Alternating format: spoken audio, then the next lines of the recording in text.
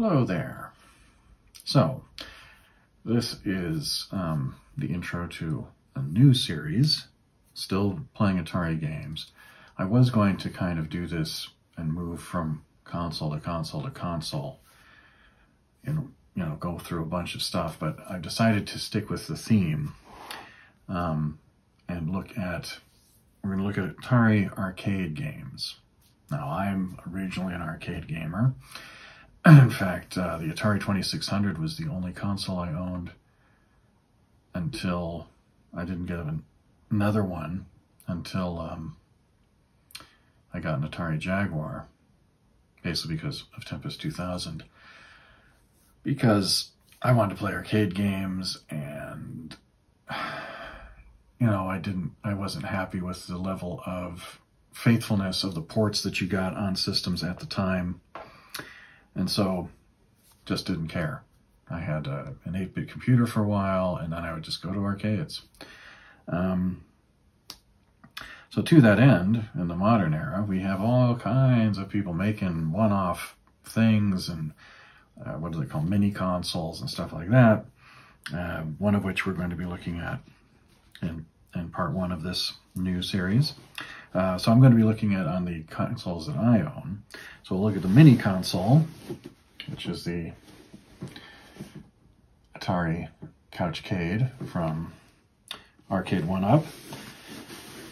And then the most underwhelming compilation of arcade games I have ever seen that I purchased. I actually avoided buying this for a long time, but this was the only arcade collection on the Evercade that I didn't have and I didn't like, and I'm not a completist normally, but going from 3 to 5 kind of bothered me, and I thought, it's Atari, I have to have it. And then I got it and I went, wow, guys, like, it's not just that it's an underwhelming collection of titles, like to the point that 4 of these titles are things that you might get on a 2600, of which one would probably be really worth playing. But the fact that they made a compilation for a retro game console, and I love the Evercade, but whoever curated this, I don't know what the thought process was, because bar a couple choices in here, these are games that were all made to use analog controls in a system that only has a digital interface. And that could work, but not if you don't actually tune your controls to work well with them. But so that's going to be a kind of an experience in what not to do.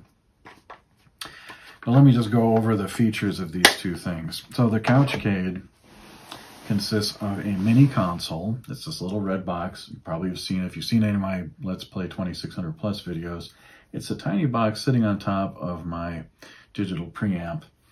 It's got an orange faceplate on it and an orange button on the top. That's the actual console. That's presumably got some kind of Raspberry Pi in it, or I don't know what. So it's some kind of mini system on a board or on a chip kind of setup with it's probably some variant of Linux or FreeBSD running on it. It has an mini SD or micro SD card slot in the back, which is for presumably Arcade 1-Up to load new firmware onto it, for end users for nothing. Although I have read that owners of the Namco Couchcade have used that to successfully load other arcade ROMs, which is kind of neat. That might make me actually want to get one of those, because I have those games on my PlayStation and I'm perfectly happy to have them there, and I don't feel the need for a control deck that just consists of a joystick and a couple of buttons. This, on the other hand, this has so much value added to it.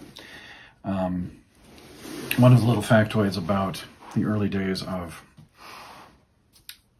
video games in general is that most of the games didn't use digital controls. I mean, this is what's very interesting. when people think of retro gaming, they think of like, you know, a joystick and a couple of buttons, and you did have that, but that was something that really only became the norm after 1980. Before then, games were like, you know, you sit down in a console in a big, you know, cabinet with a steering wheel and some kind of simple video. And I'm thinking like, you know, Night Driver was originally a sit-down cabinet game. There's a fire engine game that Atari did that you can find on the Atari 50 collection that had a two-player setup where one person sat in a chair and the other person stood up behind. Death Race 2000 was another steering wheel. You know, you're driving around trying to run people over on a very, you know, when I say these things, it makes them sound ooh, but they're actually extremely simple games. But they were more like a carnival affair, something that you could, very tactile experience. In fact, I'm pretty sure the first Atari game that had any kind of joystick would have been Red Baron, which was a vector graphics first-person game in which you flew a World War I biplane. But even then, that joystick was a flight yoke. It was an analog joystick. It was not your, you know, what we would consider now a 4-way or 8-way joystick. So I don't think it was until 1982, I want to say, 81, 82, when Black Widow came out, that Atari made a game that actually had, like, you know, a digital joystick as the main control interface. Everything else was either buttons, trackballs, or in the case of Tempest, a spinner. Or in the case of Breakout, Super Breakout, a paddle controller. It's probably worth noting that this Arcade 1-Up does not include Super Breakout. And you might say, well, it's got this spinny thing, why not? That looks like a paddle controller, but it's actually not. The control interface in a potentiometer driven device, like, which would include something like an analog thumbstick, by the way, or approaching, you know, a trackball would get close to that, is taking a positional, making a positional point in space kind of determination based on movement. The spinner is more useful, you know, that's kind of like the back end of like a steering wheel. So if you're playing Sprint or Super Sprint, top-down racing game, the spinner is basically saying this way, this way, this way, this way, over and over again. And you can use it, you could count how quickly, you know, it's detecting the movement to add a bit of velocity to it. So when you're playing a racing game with one of those and you're really cranking the wheel, it'll make you turn sharper. It has a good feel to it. And if you ever played Sprint or Super Sprint in the arcade, you could really turn the thing, whereas a potentiometer driven thing would turn so far and stop. It wouldn't really be useful for that. So you end up with these really clunky interfaces where you're like using an analog stick to go so far, and then you have to turn it a different direction to tell it to kind of go around a corner. It doesn't feel right. It's that kind of game, unfortunately, is never going to be properly emulated. And Tempest is the same. Tempest, you can use a D-pad to say go this way and that way, but you don't get the speed. You can't react as quickly when you're doing that. It won't get you from point A to point B with the speed that a spinner will. So that's one of those things that if you have one of these like big home-built arcade machines, it's pretty difficult to put every kind of control interface that you would want there. Because ideally you'd want a trackball, and you'd want a spinner, and you'd want a paddle, and you'd want joysticks, and you'd want a lot of buttons. And it's like you end up with this thing that's, so people end up going like, right, this is my dual stick that will also double as a fighting thing. This one is my trackball analog, you know, interface machine. But this layout here, using this trackball, which in my case, the only real downside to the controls that I found was that this came out in I think this was released in 2022, I want to say, or 2021. I got mine last year, and apparently they didn't lubricate the posts underneath the trackball. There's 3 posts. There's a y-axis, x-axis, and then one at the diagonal. And I just wasn't getting good. Like, if you hear this, I'm getting a good spin off that. That wasn't happening. So I had to open the thing up open up the trackball. Unfortunately, it's not sized, and the mounting screws and that aren't in a position where you could mount like an arcade trackball in place of it. The only aftermarket thing that might work would have been, I think there was a company that made an aftermarket trackball for their arcade one-up centipede machines, because some people weren't happy with those, but I didn't hear a lot of good things about that aftermarket replacement either. So I said, I'm not going to take a chance on buying yet another trackball. This, by the way, when I bought it, I spent more, but you can get this now at Game in the UK for £100, including a free t-shirt. And for my money, worth it just to play Tempest with original arcade controls. I mean, it's a lot cheaper than buying a custom-built cabinet for $2,000. The other games on the system have buttons. I have comments to make about the interface and all that stuff. We'll get to that in the Arcade 1-Up video. This, the Evercade, is an interesting little story. Both of these things, by the way, came out during the pandemic, roughly. The Evercade, I'm not sure when it was originally a handheld, I think called the Evercade EXP, which I don't remember. I'm not really in tune with the news as such for games. So I believe that was a crowdfunded thing, actually, from Blaze Entertainment, who makes a bunch of other, like, retro gamey stuff. And they decided to make this cartridge-based system, and they did a crowdfunder, and it was a crowdfunder that succeeded, and they actually came out with it, and there's like scores of cartridges. I mean, it's amazing. And then a couple of years ago, they released the Evercade VS, or Evercade Versus, which is a home console version. It's a lightweight little white box. It has 4 USB ports on it, HDMI, USB power. Both this, the Evercade and the Couchcade unit, use a micro USB port for the power. And then 2 cartridge slots. And it's also Wi-Fi connected, so they release firmware updates regularly, or software updates, I guess they would be. And you get these little boxes, little plastic clamshells that have the games, and the games come in a little cart that looks like this. And the system has 2 cart slots, which we will read at the same time, so you'll get to see, 2 carts worth of games, which is pretty cool. Depending, especially if it's like, you're looking at a bunch of arcade games, you could have like 20 games on the screen at once. And you get a little booklet, and the booklet has a little about Atari. I mean, it's actually really nicely put together. It has, it's pretty cool. There's a lot of, little screenshots, the ad poster for the game, describing, what you're trying to do, the controls. And so you look at this and you'd go, wow, this is going to be fun. And then you actually play it and you're like, oh, guys, you're a mess. But really, most of their stuff on here, they are doing, it's just, what are you choosing to include in your collection? If you're a retro games company and you're going to release a console that just has a D-pad, don't have a compilation that consists almost entirely of games that use potentiometer or trackball driven controls. That seems pretty obvious to me. Anyway, we'll get to that. And then the remainder of so we'll have a video on the Evercade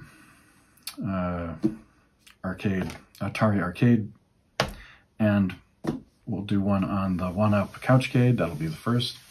And then I'm going to go through the 4 compilations on the PlayStation that came out for PS4. I have a PS5, but they work thanks to Sony's decision to embrace backwards compatibility again from 4 to 5.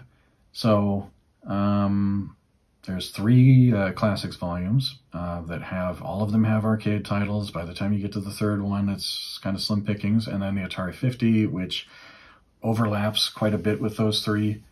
There are a few games, I think, that are in the volume 1 to 3 that are not in the 50. I also don't know if Digital Clips did the emulation for volumes 1 to 3 or not. So I mean, I'm going to be playing it playing them with an eye to seeing, is this different when I get to the, is the presentation different? Are the controls different? Does it feel different? Customization, all that kind of jazz. So hopefully it'll be of use if you are not like me and bought all of them already anyway. But we'll see what's what, and you know, hopefully it will probably end up being another 6 parts, but hopefully each one won't be a full hour. We'll find out. Anyway, thank you for watching, and let's play Atari. All right, so we're going to start out. Now, I've got my inputs chosen to the HDMI switcher that this is connected to, so you have to actually get up off your backside and press the button, and then on this, flip the chunky on-off button. There's a little red light on the top. Ooh, look at that. Things went up, they're so flash. So impressive. So I'm going to be sitting back since this has got a big bean bag in it, so you can set it on your lap comfortably.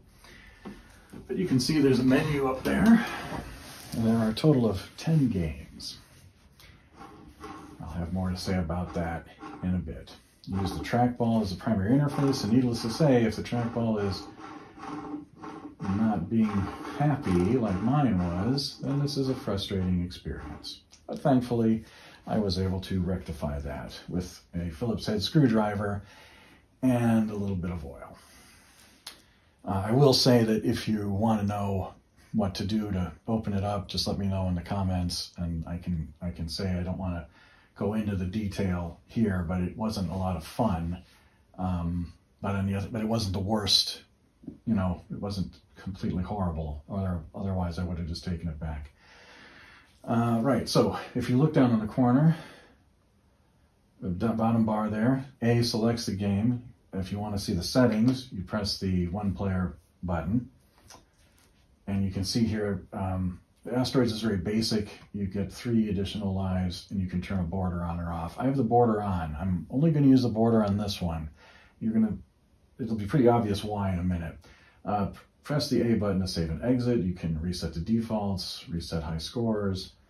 I like how the bottom says move joystick left or right, clearly using the same interface as they did for the Namco Couchcade. This does not have a joystick, obviously.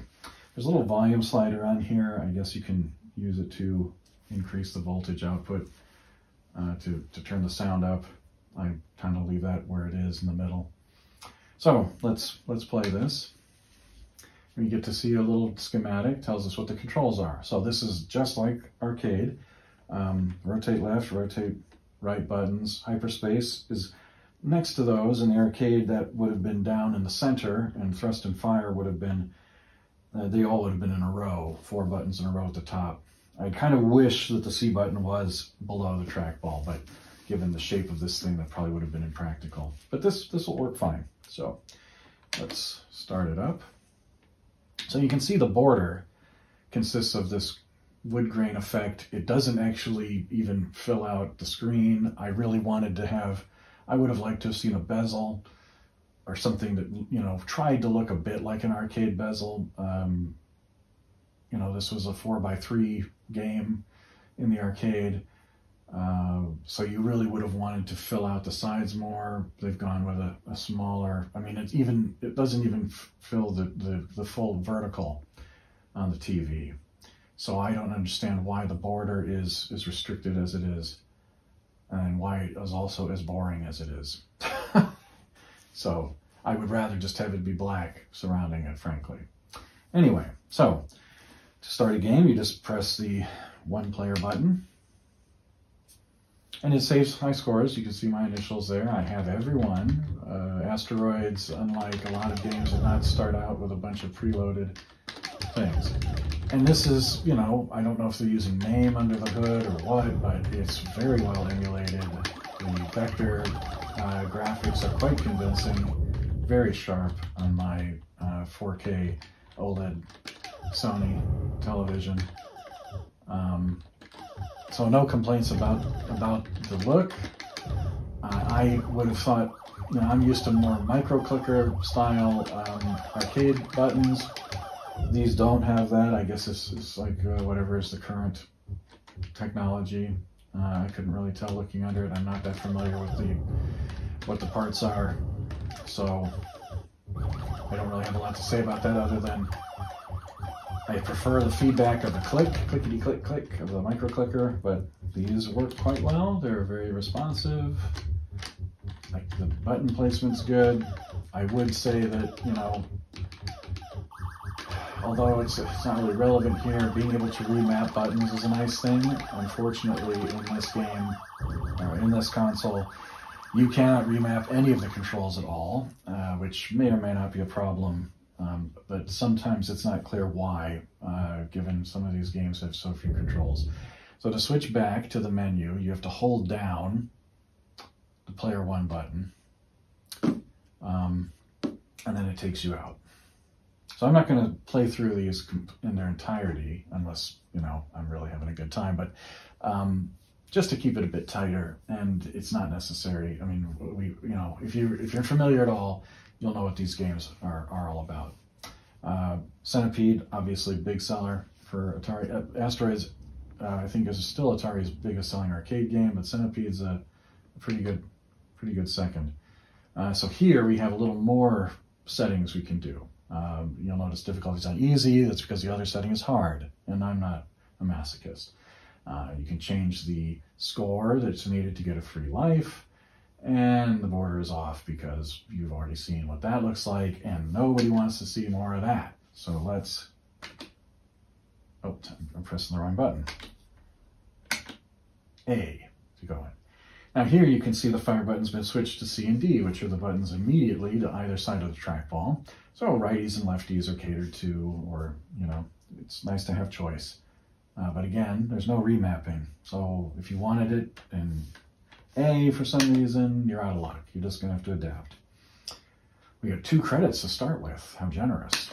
I don't know why, but since I went and sorted the trackball out, this is a much better experience. I have to say, when I first played this, having to constantly hit the trackball to try to get it to register anything was really irritating me. Oh, and I'm not doing well at all.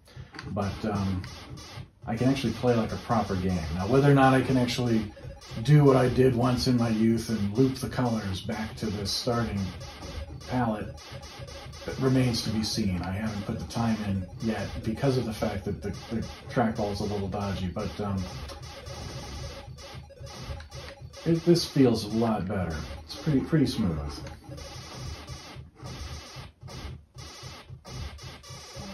Now Centipede, although this game was only sold with a trackball in the arcades, it's a game that you can play with a joystick, certainly. And if you've played any home adaptations on console, they were definitely being played with some kind of digital joystick, whether it was the 2600 CX40 or you know, some other controller. I don't believe any version of Centipede that Atari released actually had a trackball interface on it, even though Atari, for some reason, decided to release a trackball late in the 2600's life. Oh, actually, no, I stand corrected. The Atari 5200 did have a trackball that was probably about the same size as the console itself. It's quite a beast. I once destroyed one in the hopes of trying to build an arcade controller out of it, and damaged the circuit board in it. So if you're wondering what happened to all the... I only bought one of them, so I didn't really depopulate the entire population of Atari 5200 trackballs, but I could imagine there's people out there that will be unhappy to learn that an Atari 5200 trackball was sacrificed and nothing actually was produced of any merit as a consequence. This is going to end very soon. I mean, that wasn't a bad run, though, I have to say. I like it when I can get to the blue level, but, you know, that was pretty cool. Unfortunately, not enough to get on the big board. For shame. And it says to hold the button down for 5 seconds. By my count, it's more like 6 or 7, but I can forgive. This, to me, when my trackball wasn't working too good, it was working well enough I could select a game. Being able to play Tempest with the spinner, for me, was worth it. I mean, I certainly couldn't buy a Tempest cabinet for that price. And given I don't know if anyone makes vector displays anymore, much less color ones, with a vertical orientation, I would be very surprised if I could buy one that I'd keep it running for long. So this, to me, is worth the price of admission. And ultimately, that's this entire thing. Do you like to play arcade games with the original controls or some reasonable facsimile thereof? That's why. Because I have heard people say, who is this for, or whatever. It's like, well, it's for people who like arcade games and want to play them as they're meant to be played. I mean, some of these things, if you play them with a D-pad, it's not, you know, it's not the same. It doesn't feel right. Oh, and I did want to, wait, I don't want to do that. We'll go, can I go back? See if I hold the button down, if it'll take me back. Right. So I wanted to show you. So again, this is pretty much the standard, by the way. Difficulty level, when do you get a free life, how many lives do you start with? That's pretty much all you can do. And do you want to turn that crap border on or not? Why would you? All right, so B is fire, C is the super zapper. Pretty straightforward stuff. I'm going to go for the biggest bonus.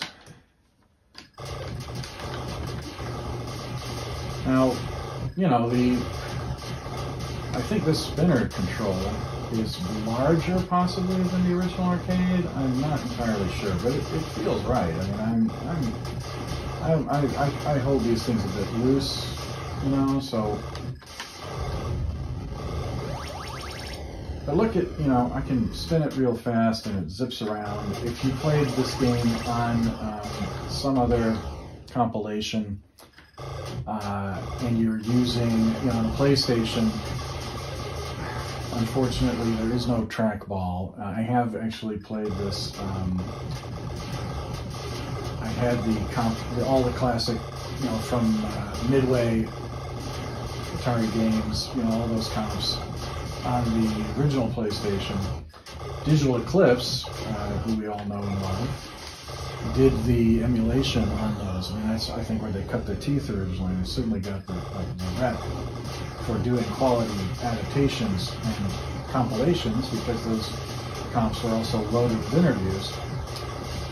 And they supported every control possibility on the PlayStation, one of which, because of the PlayStation mouse, meant that when someone in the late years of the console's life decided to build a trackball based on that, meant that you had a trackball interface you could use to play Tempest, which isn't exactly the same, but it's not bad. You know, it's still an analog interface.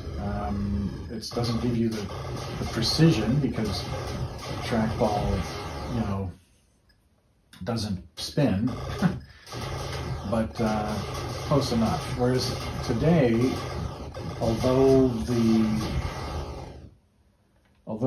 PlayStation is basically a PC, and you can in fact use a mouse and keyboard with it, unfortunately Digital Eclipse declined to support those interfaces. So consequently, we have the only option that we have to play this kind of game, or a trackball-based game, using an analog interface, is either the analog thumbstick or the touchpad.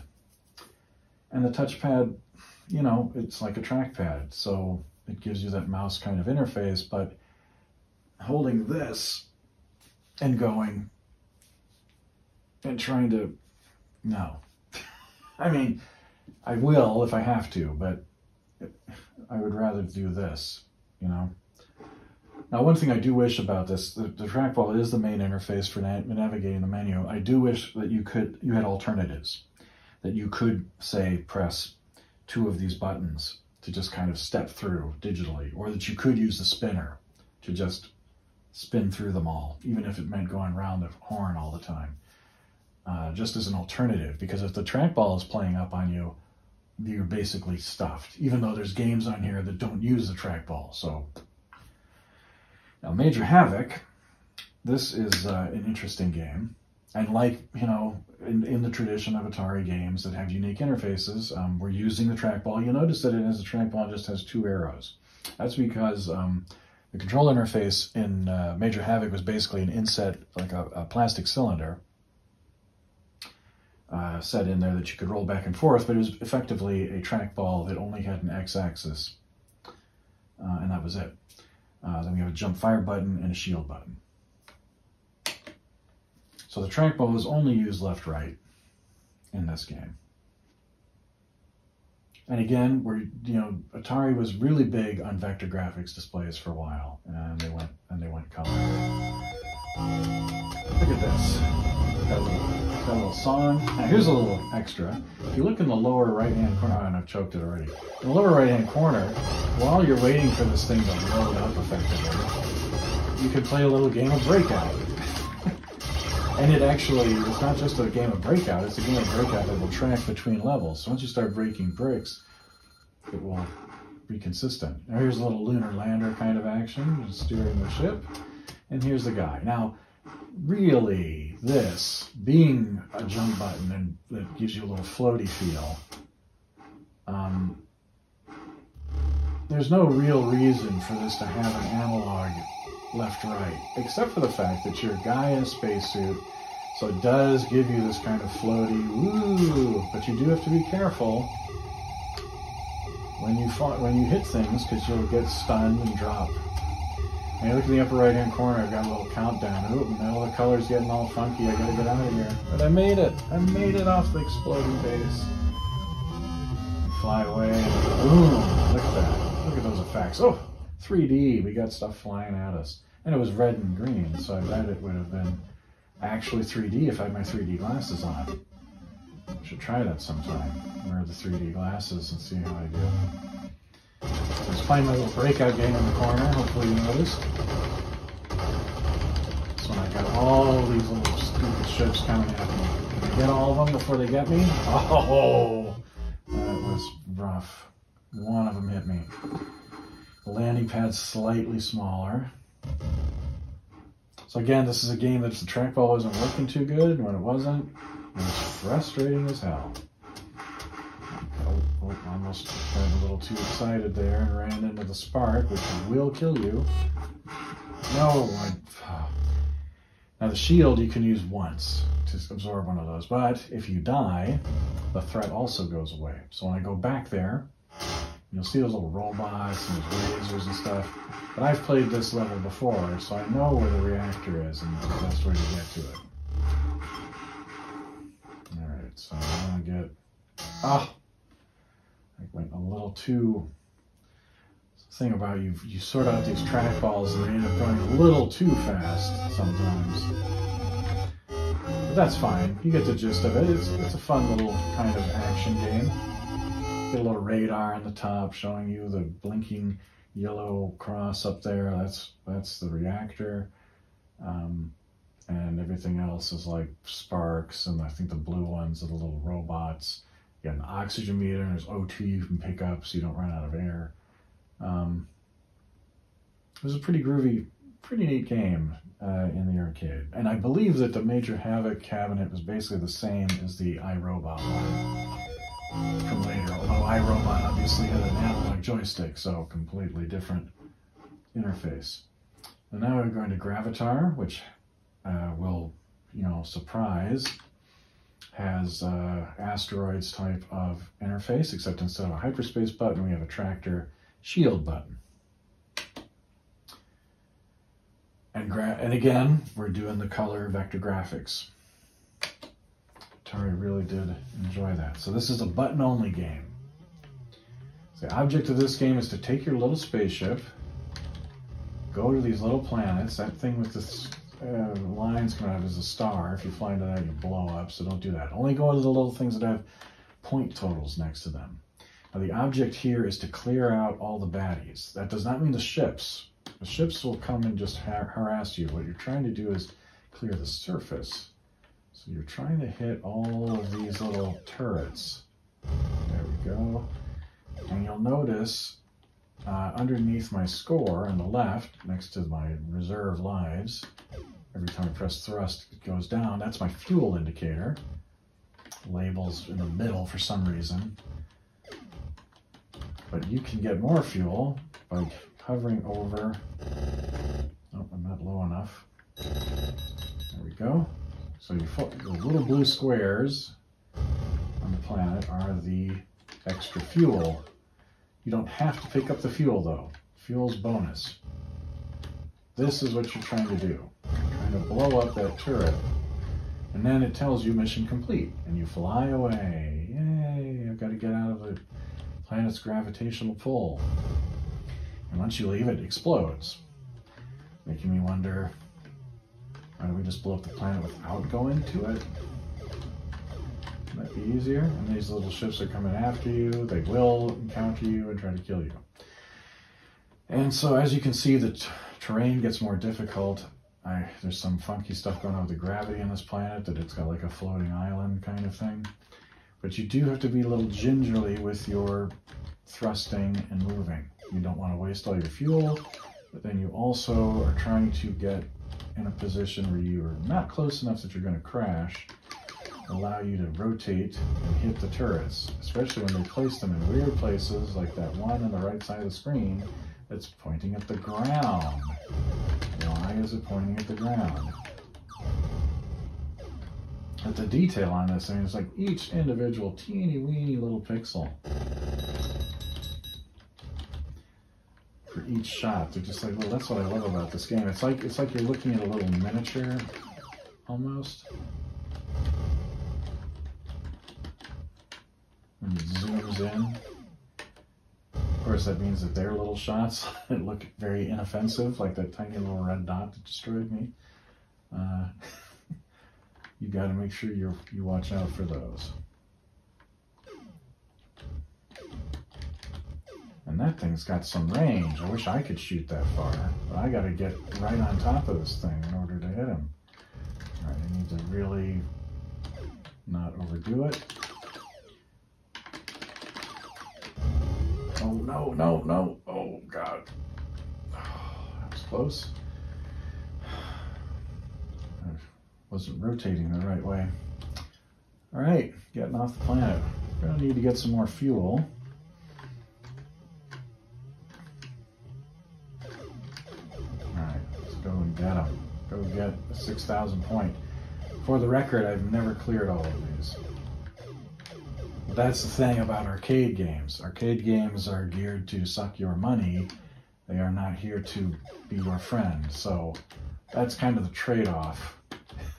The arcade experience, it tends to be a lot slicker looking and sounding and playing than the home console experience, at least for the older games. But it's also less forgiving because it wasn't intended to occupy you for a day or an hour. It was basically intended to occupy you for like 5 minutes and take your money. I mean, these are from, these games are from an era before they even had continues. So,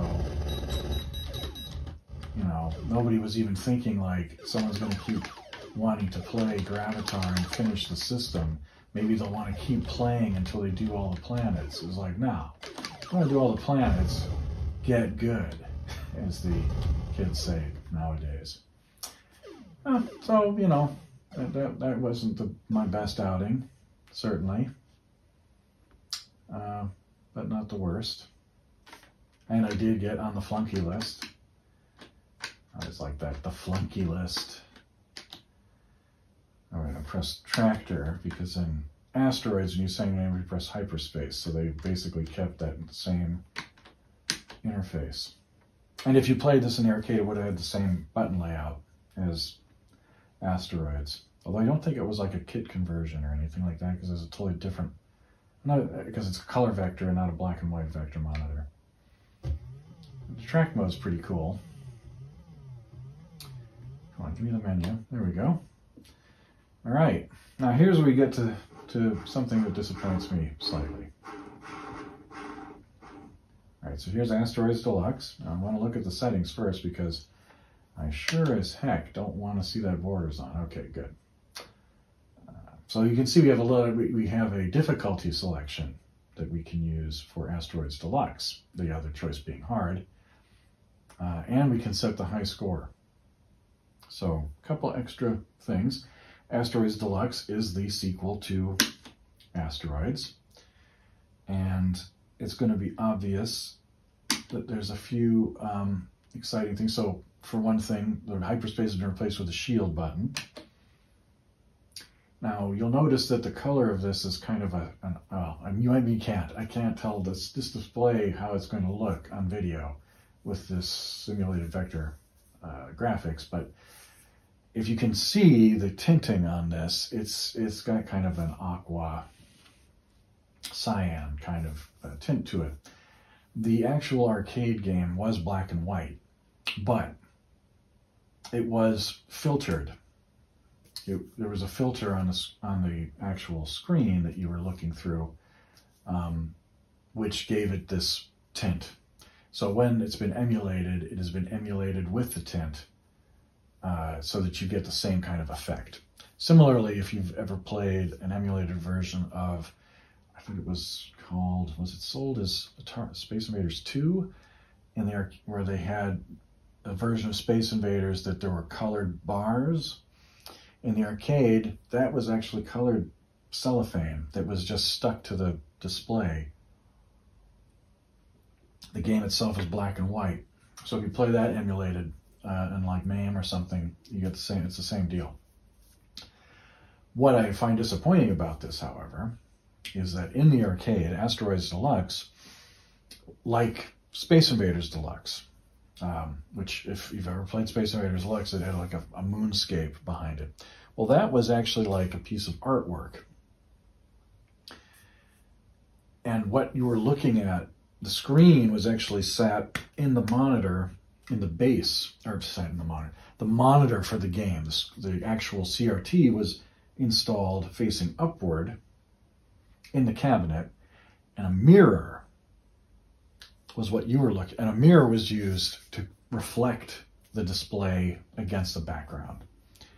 So that's what created that effect. And Asteroids Deluxe did a similar thing with having a picture of like a bunch of rocks. There's like some artwork or something like that. And it was pretty cool looking in the arcade.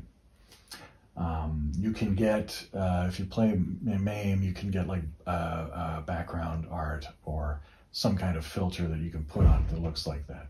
I would like to have seen some kind of bezel.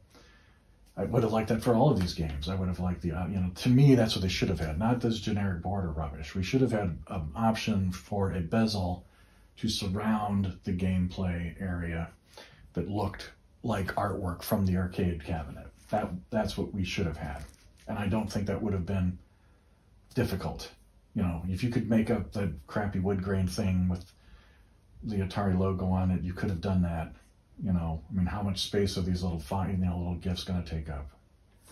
Anyway, let's play this game. So you see that the shape of the ship is slightly different. Oh, and I've just blown, and the explosions are better. There's like whole tons of parts flying away. All right.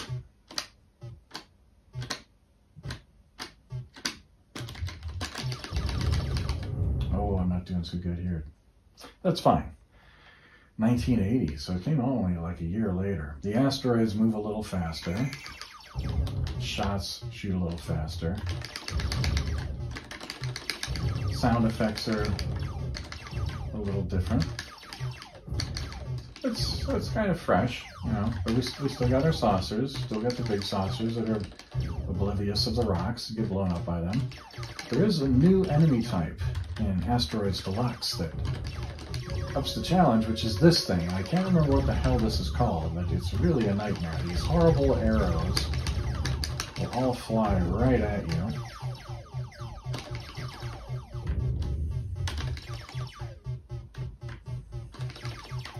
And so you want to be sure not to kill those things. If you shoot them when the screen's full of rocks, your lifespan is going to be markedly shortened.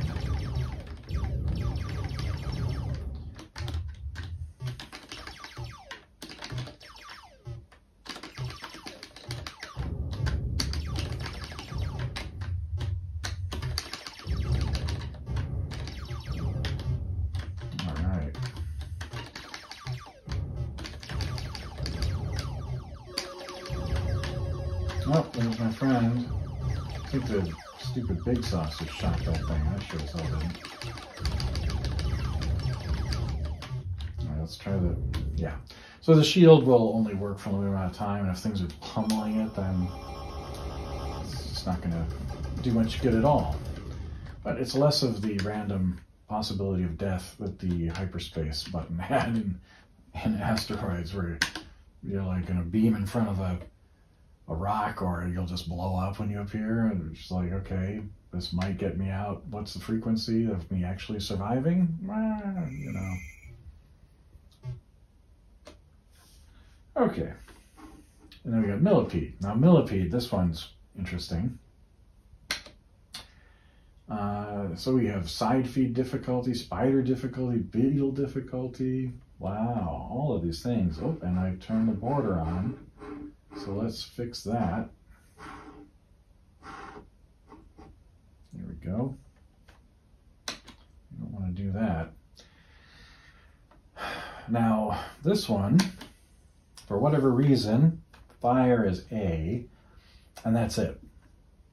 So if you're left-handed for Millipede, I guess Arcade 1-Up people, they don't care about you. You got one option for controls, and you're gonna like it, you know. Now, Millipede is a much different, you know, generally the same type of game as Centipede. We've got these DET canisters that destroy mushrooms. Spider looks a bit different. The Millipede is a lot faster than the Centipede is. There's more enemies. It's just harder. It looks good. There's the beetle, which I hate. Hate so much I killed myself trying to get him. Oh, and instead of flies, we have bees dropping more mushrooms for our pleasure. But trying to get those things is, wow, you're taking a chance because they move real fast. That's fine. Not my favorite, to be fair. It's much better when you have a working trackball, I will admit. What's interesting about Millipede, though, is Millipede is a game that actually was sold as a conversion kit, and you could play it with a joystick. And I remember, at least on one occasion in an arcade, finding Millipede with a joystick, which confused me. But it's very playable with a joystick interface. You know, so this is one of those few games where it's like, hey, take your pick. Trackball, joystick, whatever you like. Anyway. That was Millipede. And okay, now we're exiting. Now here's a personal favorite. This is the oldest game in the collection, Lunar Lander. And I gotta make sure that I'm not.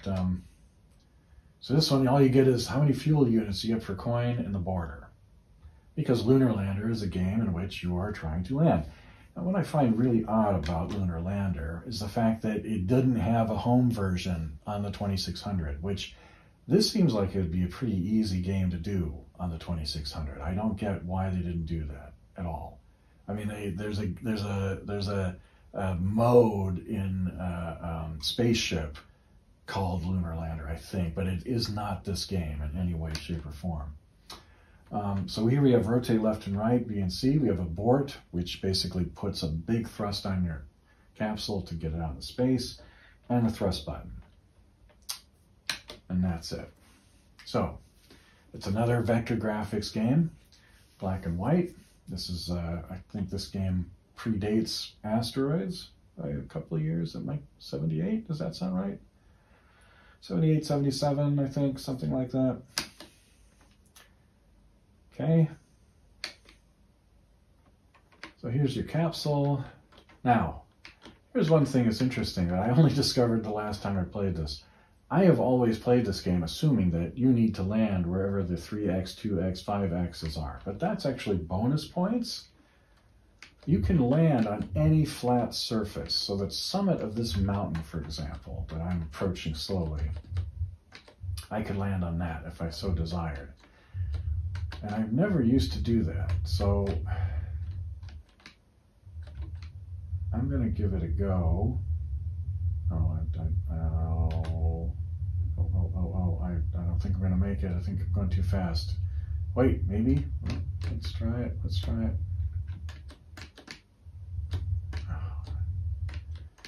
It's kind of, see, this should be a bonus area. It's so difficult. Yeah, that wasn't good. Used a lot of fuel too. So you have to pay attention to your vertical speed there. Because if it's above, like, I mean, first of all, you got to be perfectly level and you got to be right on target. In that case, I was a bit off kilter and I wasn't going to get both feet on the platform. So I had no hope in hell. Oh, look, now the 4X is the summit. So I do recognize that, hey, that's kind of challenging. But look at my vertical feet. It's way too high. You need to be getting down like the teens tops. If you get up something close to 20, you might survive. It'll say, ooh, that was a hard landing. And they won't give you any bonus points.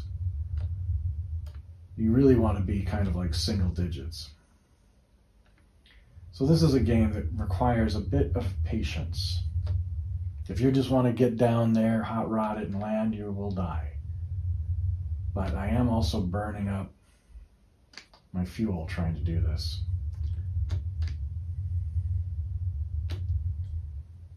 All right, I needed to drift. Oh, no, no, no, no. Oh, God damn it. I got complacent. I was like, okay, I can, but for a planet with a body with the 6th, the Earth's gravity, for some reason in this game, it's really powerful. Like if I don't do anything, my vertical speed is going to accelerate to, I don't even know what that's supposed to be. And what kind of units is that? Is that miles an hour? All right, I'm going to go for the 2x1 down there, the big flat area. See if I can get one freaking landing right.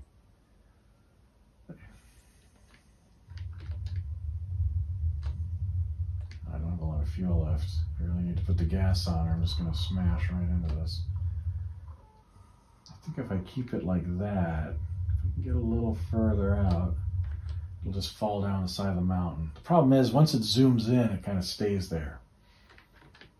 So if there's an outcropping at some point, I'm not going to have enough time to avoid crashing into it. And if the bottom comes up faster than I planned, then I will likely hit something, or I'll go past it and smash into whatever the heck, it's on the other side of it. So let's see if I can get this one. That would be a treat. Get the double score. Okay, oh, there's a 5x. I'm not going to chance it. I think I'm committed to the double score. All right. Okay, easy does it. Easy does it. I just find this quite satisfying. It's like a Zen type of game where you're just trying to look at that. Oh man, it's going to be the most gentle touchdown. Look at a great landing. What the hell? Thank you very much, sir. This is a fan favorite. Crystal Castles. And I did, in fact, I knew I turned the border on for this for some daft reason. All right, let's get into the Bentley Bear action. So, very basic C and D, jump. Jumpity jump, jump, Bentley Bear. So this had an outing. This is kind of cool. I only noticed this last time. I don't know how I never noticed this before in the arcade. You can see that my initials are at the top of in the attract motor, the top of the structures there. All right. Oh, I was going to say, where's the music? So, the object of this game is to collect all the gems before these weird-looking things, which in this level are spheres that kind of track your movement and have sinister little smiley faces. Oh, I didn't do it right. Oh, I can't believe I already died. I was going to try to jump over him. Interestingly, so this is a game that doesn't seem like it would need a trackball, but the trackball actually allows you to do things like make outrageously large jumps if you put enough. So let's see, I can jump like practically across this entire screen. Look how fast I can move. Ooh, just gonna go zoom. Oh, I went and hit down a little bit and went into the tree. I'm gonna get the honey though before the bees come. But the stupid trees are here. Why do trees want to eat gems? I don't know. They're really baffling. But the thing that I find interesting about this game is it has this like kind of slightly creepy quality to it. I got the last gem bonus. So you want to get the last gem. Who cares about the rest of them? Get the last one so you get the satisfaction.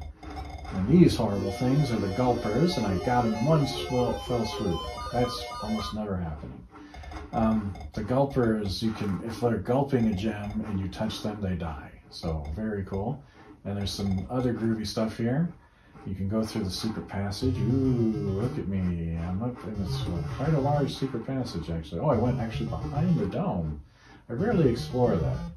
I played this once, and the freaking skeleton came down and was, bees, was walking around all over the place. But unfortunately, the bees got me. Should have had that one, because the next one would have been Berthelda the Witch, who's your nemesis. You can get her by putting on the magic hat, which I put on before. It makes you invulnerable for like 5 seconds. But hey, I got on the big board, so not too shabby. Mom would be proud. All right, and last but not least, Missile Command.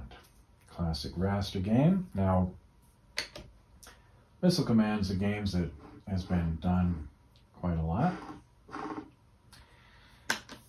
And, but most of the versions of it that you end up playing, like the 2600 version, you only have one base, you have one button to shoot missiles, or missile interceptors with. But the original arcade had 3 buttons, 3 bases. And so we handily have 3 buttons in a row, so we can actually have the real arcade experience. Start. That's better. All right. Now this is a game that you can play with a D-pad. However, you will not like the results because this is a game that as it progresses gets faster and faster, and you do need the ability to detect the acceleration of the control that you only get with a trackball or a trackpad, I guess. So this is one of these games that you can play with your touchpad on the PlayStation, but it's like, and you can do this fun stuff with a trackball. Doesn't work quite as well with a D-pad, you know? Now, why did I shoot that one? That wasn't going to go anywhere interesting. Oh man, I didn't. Whew, got it. All the cities are saved. Anyone who watched my other Let's Plays will remember that my Missile Command session on the 2600 Plus was possibly a little more extended than a lot of people have the attention span for. But you know what? Just accept the fact that I can play this game. Let me have my moment of victory. Oh, why am I shooting that? Oh, look, the little guided thing isn't. Oh no, I've overstepped. Oh no, it's the end. Look at that. But look how nice they are. Player 1, you got a great score even though all your people died. Well, thank you very much, Missile Command. I'm glad you appreciate my efforts.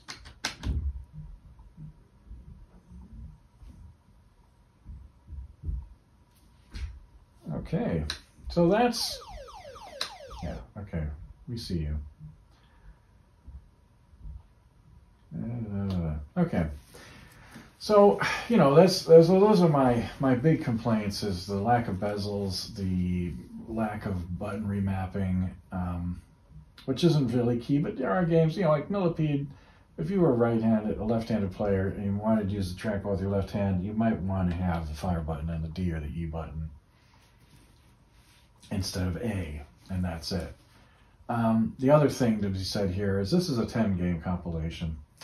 Now, we don't have a paddle controller, but you could use the trackball. So you could, for something like Super Breakout or Breakout, so we could have had Super Breakout in there. Now, one person might say, oh, where's Space Duel? Space Duel used the same kind of button layout as Asteroids, but bear in mind, this thing is it. This is your control deck.